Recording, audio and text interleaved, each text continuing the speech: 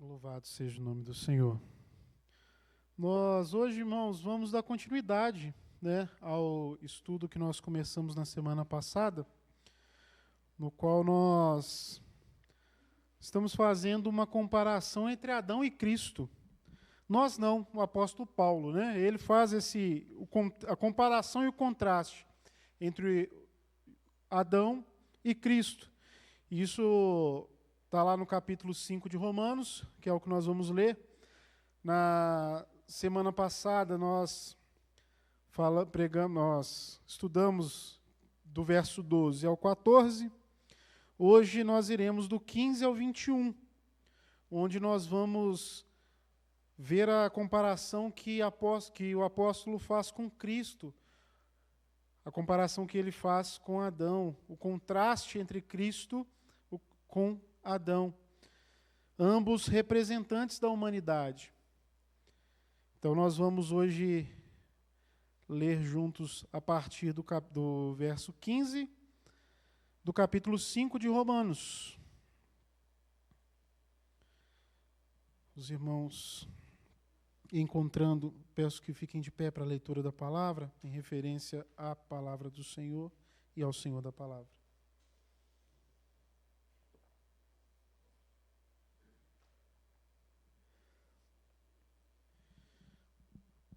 Todavia, não é assim o dom gratuito como a ofensa. Porque se pela ofensa de um só morreram muitos, muito mais a graça de Deus e o dom pela graça de um só homem, Jesus Cristo, foram abundantes sobre nós. O dom, entretanto, não é como no caso em que somente um pecou, porque o julgamento derivou de uma só ofensa para a condenação. Mas a graça transcorre de muitas ofensas para a justificação. Se pela ofensa de um e por meio de um só reinou a morte, muito mais os que recebem a abundância da graça e o dom da justiça reinarão em vida por meio de um só, a saber, Jesus Cristo. Pois assim como por uma só ofensa veio o juízo sobre todos os homens, para condenação, assim também por um só ato de justiça veio a graça sobre todos os homens, para a justificação que dá vida. Porque, como pela desobediência de um só homem, muitos se tornaram pecadores, assim também, por meio da obediência de um só, muitos se tornarão justos. Sobreveio a lei para que avultasse a ofensa. Mas, onde abundou o pecado, superabundou a graça, a fim de que, como o pecado reinou pela morte, assim também reinasse a graça pela justiça para a vida eterna, mediante Jesus Cristo, o nosso Senhor. Deus, nós queremos colocar nas Tuas mãos mais uma vez os nossos ouvidos, a nossa mente, o nosso coração, nosso entendimento, Senhor, que o Senhor possa falar conosco mais uma vez. Nos conduza, meu Deus, na Tua palavra, para que nós possamos compreender quem o Senhor é, a graça que se manifestou salvadora, que nós possamos compreender, que o nosso coração possa ser como uma terra fértil para receber a Tua palavra como uma semente que venha germinar e dar fruto para o Teu reino. Assim nós oramos, com perdão dos nossos pecados, no nome de Jesus, amém. Glória a Deus. Pode se sentar, meus irmãos. Bom, recordando o que nós estudamos na semana passada, nós falamos sobre Adão, que é o primeiro representante da humanidade diante de Deus. Ele foi criado à imagem e semelhança de Deus, foi chamado para refletir o caráter de Deus e governar a criação. Adão ele foi criado à imagem e semelhança de Deus, com o intuito de governar a criação. Porém, Adão, quando ele buscou autonomia, quando ele buscou ser semelhante a Deus, porque quando ele desobedece, quando ele come o fruto da árvore do conhecimento do bem e do mal, ele está propositalmente, intencionalmente, buscando ser igual a Deus. Porque foi essa a proposta que foi feita pela serpente. A serpente disse a Eva: olha, Deus não quer que você coma, porque senão você vai ser igual a ele. E Eva, ela foi enganada, porém Adão ele foi de forma intencional. A responsabilidade era de Adão, de obedecer a Deus. A ele foi dada a ordem de obedecer a Deus, juntamente, obviamente, com Eva. Mas Adão ele foi responsabilizado. Por isso ele é comparado aqui.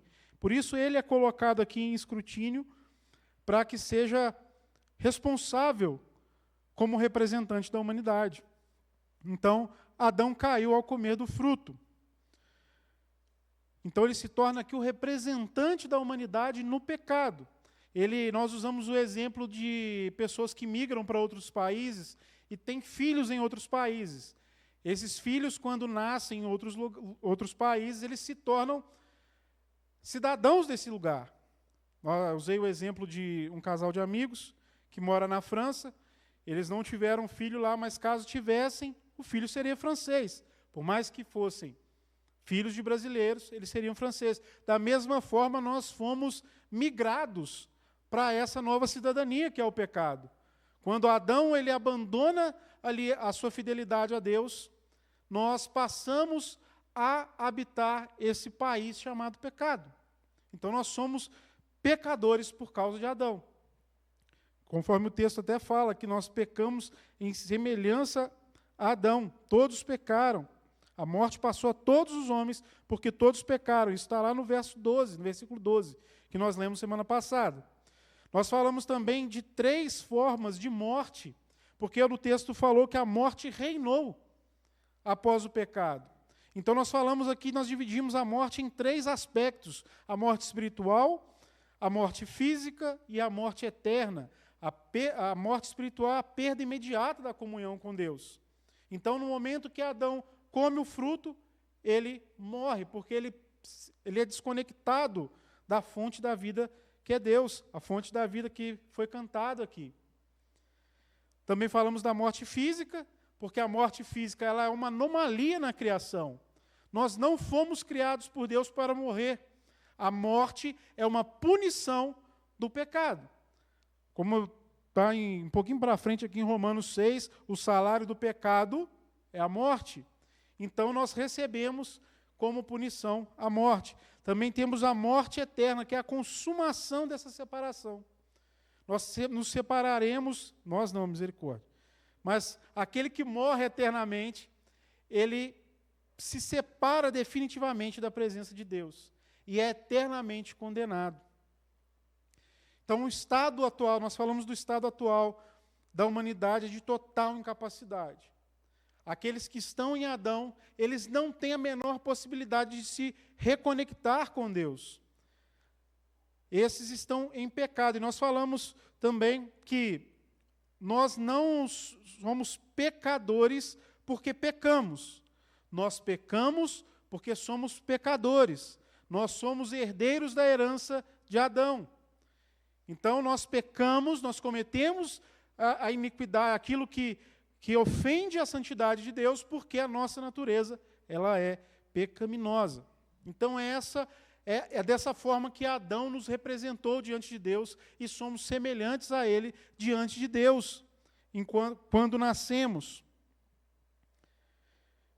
Então, e aqui o texto ele destaca uma coisa muito interessante, para tratar dos 2 representantes, de Adão e de Cristo. É um termo muito simples, por um só homem.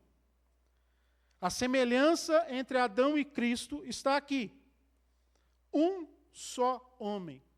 Por um só homem entrou o pecado, por um só homem entrou a graça. E é sobre esse homem pelo qual veio a graça de Deus que nós vamos falar hoje. Se nós falamos semana passada da nossa herança em Adão, do nosso ser caído em Adão, né, que em algum momento foi, né, caído. Tem que parar de falar isso no presente, está estranho. Mas nós vamos falar sobre Jesus, a pessoa de Cristo.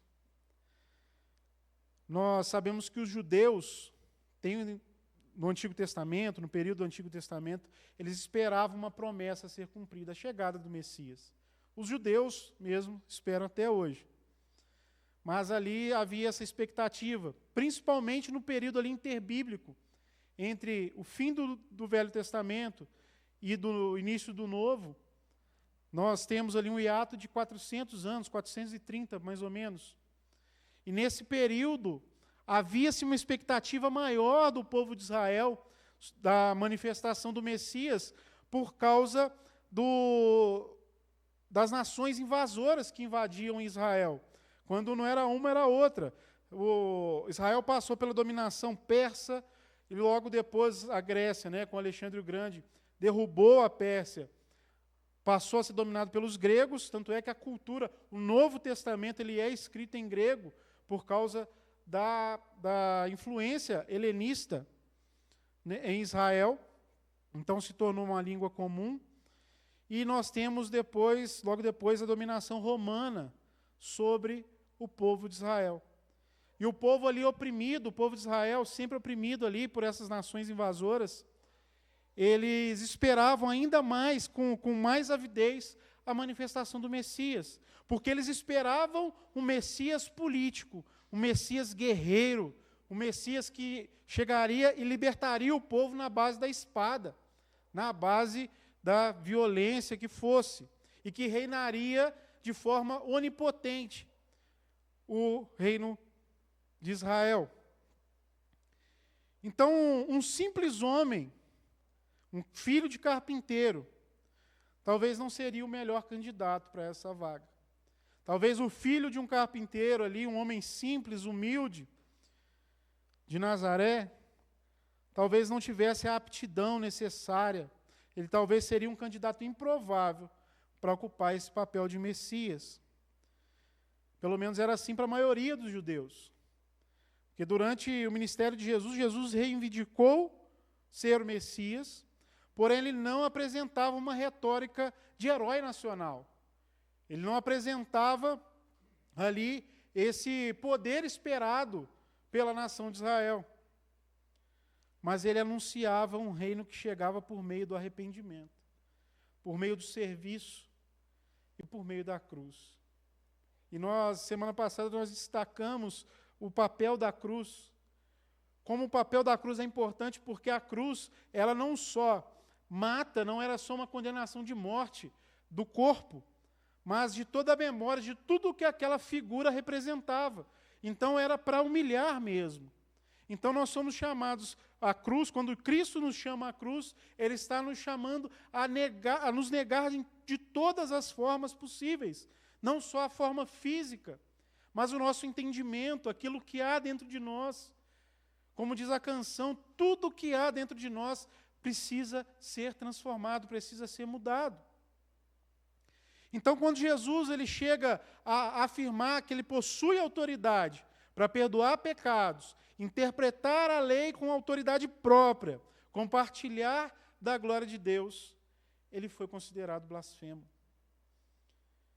Porque ele é diferente, aquele Jesus é esquisito, ele é diferente daquilo que a galera estava esperando.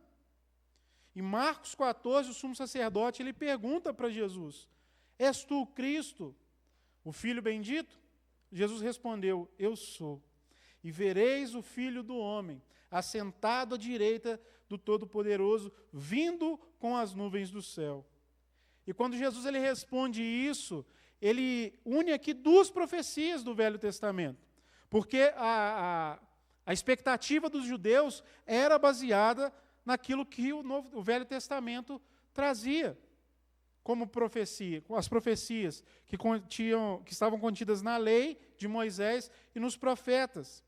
E Jesus aqui ele reúne duas dessas grandes profecias.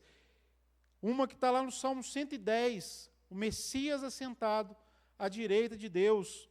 E o outro é escrito por Daniel, o Filho do Homem que recebe o domínio eterno. Então Jesus ele é esse Filho do Homem, e ele é esse Messias, esse que se assenta à direita de Deus. E quando ele se apresenta assim, ele é rechaçado pelo povo de Israel, porque não é esse Jesus humilde que era esperado, não é esse Messias humilde que era esperado. Porém, o fato é que Jesus ele é esse Messias. Jesus ele é esse rei esperado. E tudo apontava para isso. Muitas profecias apontavam para isso. Algumas delas são bem evidentes. A primeira está em Gênesis 49. Diz o seguinte: o cetro não se arredará de Judá, nem o bastão entre os seus pés, até que venha Siló, e a ele obedecerão os povos. Então, está dizendo aqui que o cetro, o reinado não se arredará de Judá. Jesus ele é descendente de Davi, que é da tribo de Judá. Isso se cumpre, nós podemos ver o cumprimento disso no nascimento de Jesus. Quando Mateus inicia, livro da genealogia de Jesus, Mateus 1, filho de Davi, filho de Abraão. Outra profecia é que o Messias nasceria em Belém. Em Miqueias 5 diz, Miqueias 5:2, é tu, Belém Efrata, pequena demais para figurar como grupo de milhares de Judá. De ti me sairá o que há de reinar em Israel, cujas origens são desde os tempos antigos, desde os dias da eternidade. E nós vemos o cumprimento disso em Lucas, no capítulo 2, no verso 4. A partir do verso 4, diz o seguinte: José também subiu da Galiléia, da cidade de Nazaré, para a Judéia, a cidade de Davi, chamada Belém, por ser ele da casa da família de Davi, a fim de alistar-se com Maria, sua esposa, que estava grávida. Estando eles ali, aconteceu completarem-se-lhe os dias, e ela deu à luz o seu filho primogênito. Enfaixou e o deitou numa manjedoura, porque não havia lugar para eles na hospedaria. Então, Jesus nasceu em Belém. É mais uma profecia que se cumpre em Jesus. Outra profecia, realizou os sinais esperados do Messias. Isaías diz o seguinte, Isaías 35, versos 5 e 6. Então se abrirão os olhos dos cegos, e se desimpedirão os ouvidos dos surdos. Os coxos saltarão como cervos, e a língua dos mudos cantará, pois águas arrebentarão no deserto e ribeiros no ermo. Mateus 11, 26, Mateus 11, do 2 ao 6. Quando João ouviu no cárcere falar das obras de Cristo, mandou por seus discípulos perguntar-lhe: és tu aquele que estava para vir, ou havemos de esperar outro? E Jesus respondendo disse-lhes: ide e anunciai a João o que estáis ouvindo e vendo. Os cegos veem, os coxos andam, os leprosos são purificados, os surdos ouvem, os mortos são ressuscitados, e aos pobres está sendo pregado o Evangelho. E dentre outras várias profecias, se cumprem em Jesus. Então esse é o rei esperado. Esse é o rei que entra em Jerusalém. Então, Jesus ele é aquele que está preparado para representar a humanidade novamente. Em um momento, a humanidade havia sido representada por um homem que caiu. Agora é um homem perfeito que vai representar a humanidade. E Cristo é esse representante perfeito. Paulo, aqui no verso 14, ele faz menção entre Abraão e Moisés, do período entre Abraão e Moisés, lá atrás, que nós lemos semana passada. No verso 14, entretanto, reinou a morte desde Adão até Moisés, até que foi dada a lei.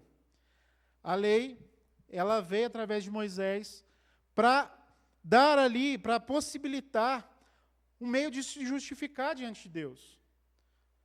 A lei, ela veio para purificar, para uma tentativa de purificar. Ela veio com meios para purificar o homem diante de Deus, de seus pecados.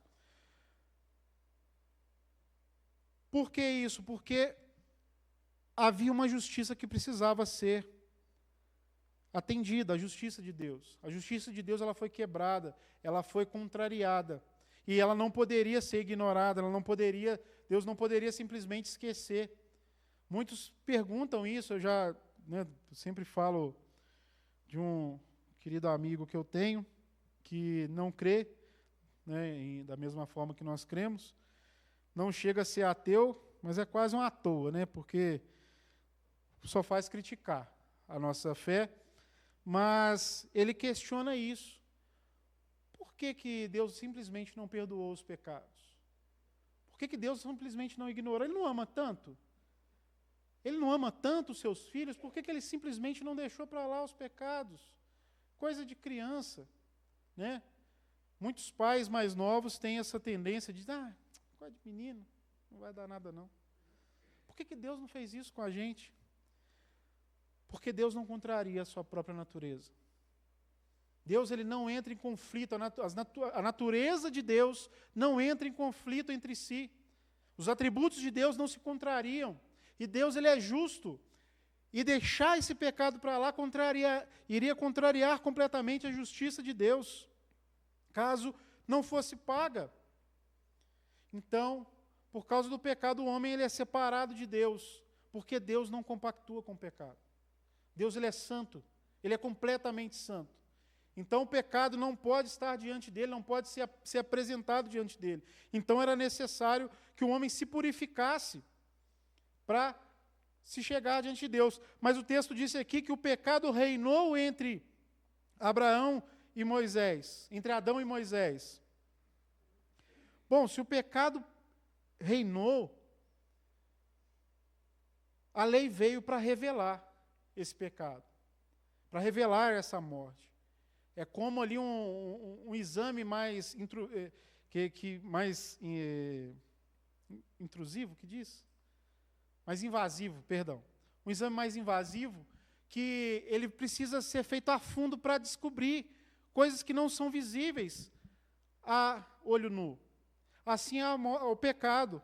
O homem estava entregue à morte, mas não entendia isso. O pecado não era levado em conta.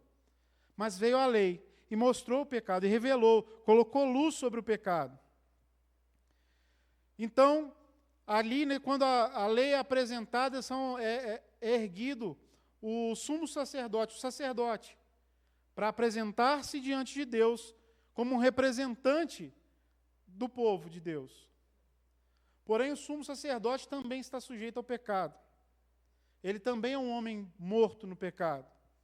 Então ele precisava se purificar, mas também não adiantava ele se purificar, porque em algum momento ele iria morrer. Estava sujeito ao pecado, estava sujeito à morte. Então, cada vez que o homem pecava, era necessário um novo sacrifício, era necessário um novo ritual, era necessário um novo sacerdote quando o primeiro morria. E isso é descrito por Paulo lá em Hebreus, no capítulo 7. Havia-se a necessidade de um representante íntegro, de um representante adequado, porque assim como Adão foi um representante que afetou a humanidade com efeito para a eternidade, era necessário um representante que reconciliasse o homem com Deus pela eternidade. Então, no verso 16, Paulo começa a descrever a graça de Deus e a sua grandeza diante desse pecado. Deus ele não poderia simplesmente perdoar, mas ele também não nos deixou abandonados ao nosso pecado, não nos deixou abandonados à nossa morte. Ele envia um representante, e esse representante ele traz consigo a graça de Deus. Esse representante é um representante à altura, para substituir Adão como representante da humanidade. Jesus ele é o sumo sacerdote perfeito. Ele é aquele que, mesmo estando em condição humana, não pecou.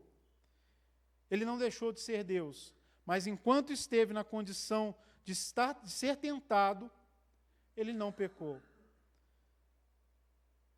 E nem buscou ser igual a Deus, como diz em Filipenses. Mas esse estava apto a quitar a dívida deixada por Adão. Então, da mesma forma que no jardim do Éden Adão representou a humanidade em seu ato de rebelião contra Deus, na cruz, Jesus representa a humanidade, aqueles a quem Deus decidiu salvar para manifestar essa graça salvadora. Então ele diz aqui, Todavia, não é assim o dom gratuito como a ofensa, porque se pela ofensa de um só homem morreram muitos, muito mais a graça de Deus e o dom pela graça de um só homem, Jesus Cristo, foram abundantes sobre muitos. O dom, entretanto, não é como o caso em que somente um pecou, porque o julgamento se derivou de uma só ofensa para a condenação, mas a graça transcorre de muitas ofensas para a justificação. Se pela ofensa de um e por meio de um só reinou a morte, muito mais os que recebem com abundância da graça e o dom da justiça reinarão por meio de um só, a saber, Jesus Cristo. Então, da mesma forma que um homem trouxe o pecado, um homem nos representaria diante de Deus para nos reconciliar com Deus. Diante dessa abundante graça, nós temos convicção de que aqueles que são chamados por Deus, através de Cristo, e convencidos pelo Espírito Santo do seu pecado, aqueles que se arrependem do seu pecado, esses não tornam mais ao estado de condenação. Por isso que nós cremos, uma vez salvo, salvo sempre.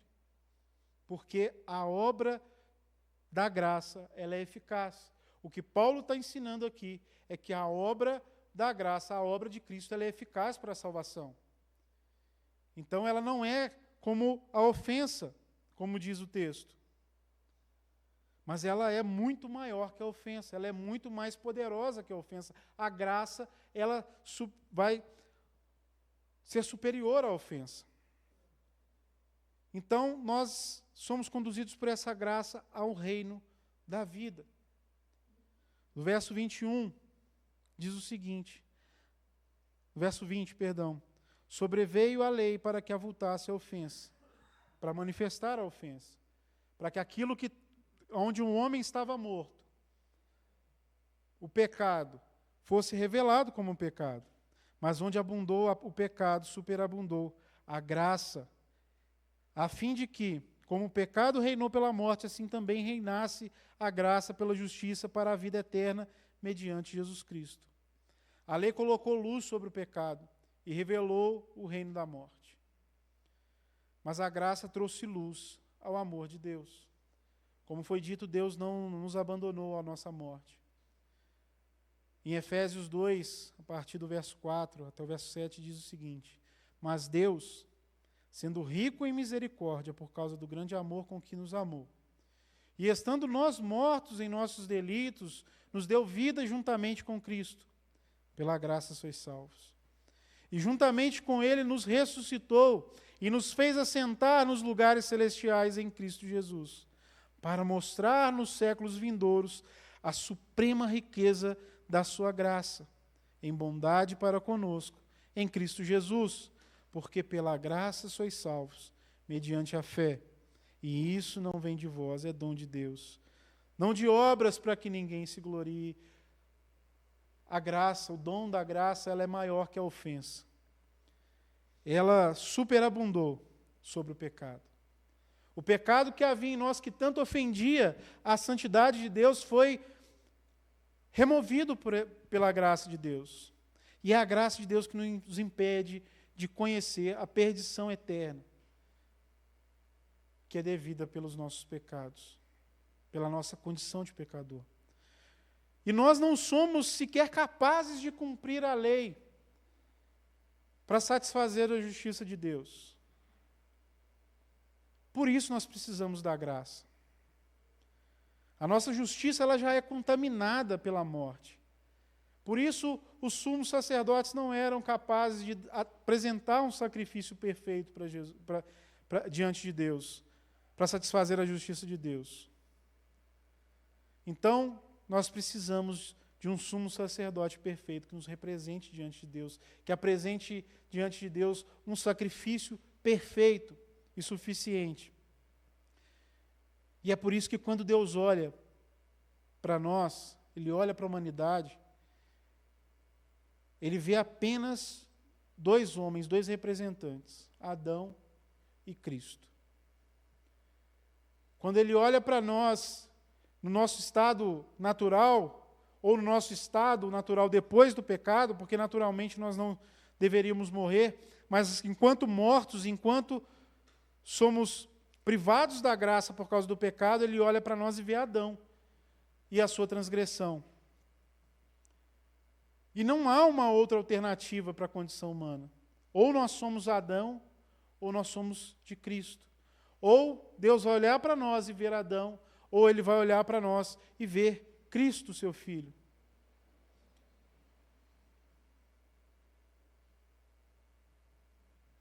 Em Adão, nós estamos em estado total de depravação e morte.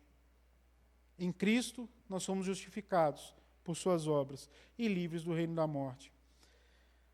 Warren Wiersbe, um teólogo, ele diz o seguinte, ele contrasta da seguinte forma: o primeiro Adão foi feito da terra, mas o último veio do céu. O primeiro Adão era o rei da criação, e o último rei é o rei sacerdote da nova criação. O primeiro Adão foi tentado em um jardim perfeito e desobedeceu a Deus. O último foi testado em um deserto horrível e obedeceu ao Senhor. E no jardim de Sêmane, entregou-se à vontade do Senhor. A desobediência do primeiro Adão trouxe pecado, condenação e morte para a raça humana. A obediência do último Adão trouxe justiça, salvação e vida para todos os que creem. Por meio do primeiro Adão, a morte e o pecado reinam neste mundo, mas por intermédio do último, reina a graça. E os crentes reinam em vida, como diz aqui o verso 17, que nós lemos: se pela ofensa de um e por meio de um só reinou a morte, muito mais os que recebem a abundância da graça e o dom da justiça reinarão em vida por meio de um só Jesus Cristo. Jesus, ele traz de volta o plano original de Deus, através do seu caráter, da sua obediência, da sua entrega em amor. E o fato de sermos alcançados por tão maravilhosa graça deveria nos encher de gratidão. Mas deveria ser uma gratidão que nos faria buscar somente agradar a esse Deus. Não é uma gratidão daquelas que a gente agradece por educação, mas como uma dívida. Porque Ele pagou a nossa dívida diante de Deus. A dívida que nós não poderíamos pagar. A dívida que nos lançaria para a destruição eterna. Quando Deus Pai olha para Jesus, Ele olha lá na cruz, Ele enxerga Adão e todos os seus descendentes que herdaram a morte. Quando Deus olha para a cruz de Jesus, quando Jesus está sendo crucificado, Ele não está olhando para o seu filho, Ele está olhando para Adão e para os seus descendentes, que somos nós. E ali Ele despeja a sua ira. E Ele despeja a sua ira para que depois Ele olhe para nós. E ao invés de olhar para nós e enxergar Adão, Ele olhe para nós e enxerga o seu filho. Através do seu caráter, através do seu amor, da sua vida. A nossa existência sem Cristo, nosso simples respirar, ofende a santidade de Deus. Mas em Cristo nós somos justificados por causa da obediência dele. Ele nos representou dessa forma, sendo obediente, sendo justo, sendo santo, mesmo tentado. Como o Wiersbe disse aqui, Adão teve à sua disposição um jardim perfeito e desobedeceu a Deus.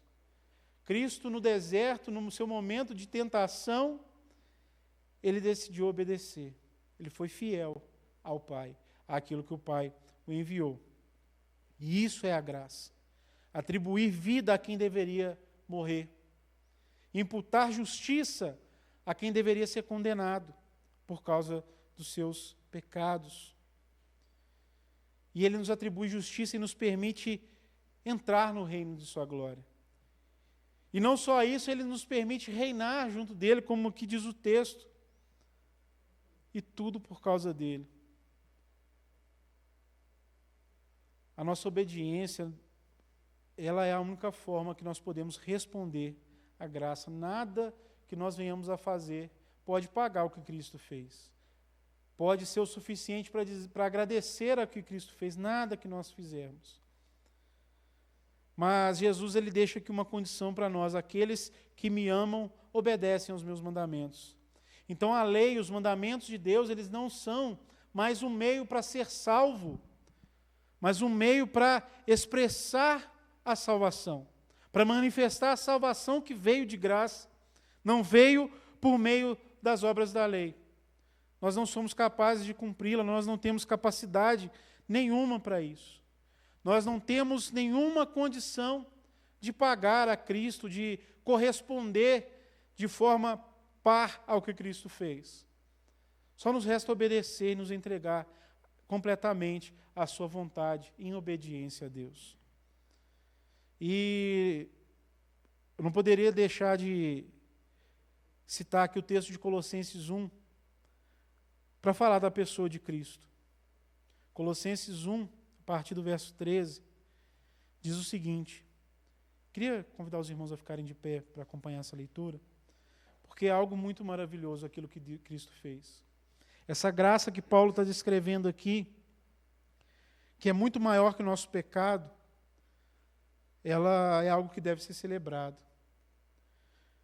Quando nós falamos de Adão, nosso primeiro representante, nós falamos da dimensão da nossa queda, que é grande.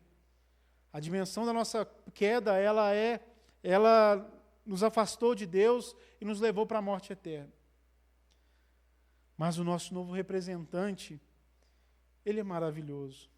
Ele nos representa através da graça. E nos apresenta essa graça.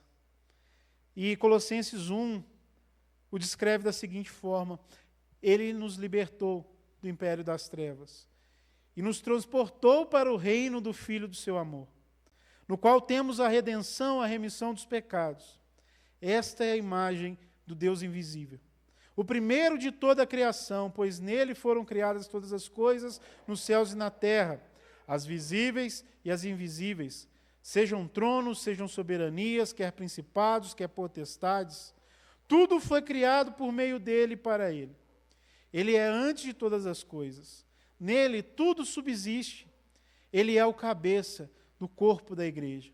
Ele é o princípio, o primogênito de entre os mortos, para em todas as coisas ter a primazia. Porque aprove a Deus que nele residisse toda a plenitude e que, havendo feito a paz pelo sangue da sua cruz, por meio dele reconciliasse consigo mesmo todas as coisas, quer sobre a terra, quer nos céus. E a vós outros também, que outrora erais estranhos e inimigos no entendimento pelas vossas obras malignas, agora, porém, vos reconciliou no corpo da sua carne, mediante a sua morte, para apresentar-vos perante ele santos, inculpáveis, irrepreensíveis, se é que permaneceis na fé, alicerçados e firmes, não vos deixando afastar da esperança do evangelho que ouviste e que foi pregado a toda criatura debaixo do céu, e do qual eu, Paulo, me tornei ministro. Essa é a descrição do nosso segundo representante. Essa é a obra do nosso segundo representante. Ele é a imagem do Deus invisível. Se nós somos imagem e semelhança de Deus, ele é a própria imagem de Deus. Ele é o próprio Deus. E o próprio Deus morreu no nosso lugar para satisfazer aquela dívida, para pagar aquela dívida que nós tínhamos, que nós não teríamos condições de pagar. Senhor, obrigado, Deus. Obrigado pelo representante que o Senhor nos entregou, o seu próprio Filho. Não há, Senhor, em nós maneiras de agradecer, Deus, por essa tão abundante graça, por esse tão grande amor, meu Deus, apesar de nós, apesar dos nossos pecados, apesar das nossas transgressões, apesar da herança, meu Deus, de Adão em nós, o Senhor não nos privou da tua graça. O Senhor nos concedeu graça mais que abundante, graça capaz de nos livrar da morte eterna. Deus, que nós possamos corresponder com obediência a essa graça. É a única maneira que nós temos. É nos curvar diante do Senhor, diante da Tua santa lei, da Tua palavra, dos Teus mandamentos, das Tuas ordenanças, e andarmos obedientes diante do Senhor, buscando andar diante do Senhor em santidade, nos apresentar diante do Senhor inculpáveis. Só nos resta isso. E isso só é possível por causa do Teu Filho amado. Isso só é possível por causa do sangue de Cristo em nós. Isso só é possível por causa da Tua bondade, por causa da Tua maravilhosa graça sobre nós. Obrigado, Senhor. Louvado seja o Teu nome, Deus. Que nós possamos expressar essa salvação, meu Pai, àqueles que não Te conhecem, àqueles que ainda não ouviram o Teu nome, àqueles que ainda não reconhecem o Senhor como aquele que pagou por nossos pecados, como aquele que fez reconciliação entre nós e Deus. Jesus, perdoa-nos quando nós deixamos de responder, de corresponder a essa graça com obediência ao Senhor. Lava-nos dos nossos pecados, lava-nos com Teu sangue. Purifica, meu Deus, os nossos lábios, purifica o nosso coração, a nossa mente. Guarda o nosso coração em santidade diante do Senhor, para que nós possamos expressar esse reino do qual o Senhor nos deu condições de caminhar. Que nós possamos ser capazes diante do Senhor, através da Tua obra, dos Teus feitos, de representar esse reino. No nome santo de Jesus nós oramos, clamando ao Senhor que nos abençoe, no nome de Jesus.